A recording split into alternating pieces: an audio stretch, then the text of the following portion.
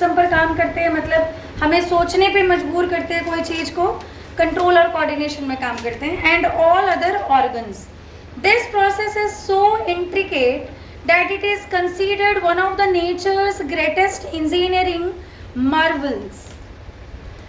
Nature ने क्या engineering की है सोचिए। हम इंसान हैं, हमने क्या क्या चीज़ें नहीं बना दी आज के डेट में। हमें यहाँ से लंदन जाना इतना आसान हो गया है ना। हमें वर्ल्ड का कोई भी कोना में, किसी भी कोने में हमें जाना है, कोई भी काम करना है, हम सब कुछ करने को तैयार हैं आज के डेट में। ये सब किसके वजह से हुआ? हमारे इस दिमाग की वजह से तो हुआ। हमने इतनी टेक्नोलॉजीज, हमने इतने ज़्यादा इन्वेंशंस कर दिए कि हमारे लिए चीज़ें अब मुश्किल नहीं है। आप सब, गर्मी होती थी एक समय में, याद करो, हाँ, हमने एसी बना लिया ताकि हमें गर्मी ही ना हो, हम आराम से काम कर सकते हैं। मतलब एवरीथिंग, मोबाइल फोन्स, एवरीथिंग, हम कितना दिमाग लगाए हैं।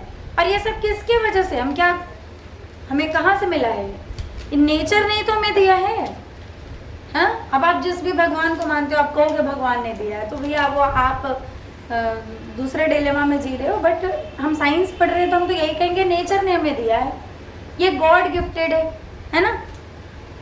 तो कैसी इंजीनियरिंग हुई है? And researchers have been trying to understand, replicate and modify this process for human welfare. To do so, it is essential to understand the natural biological processes that govern growth and development in plants and animals.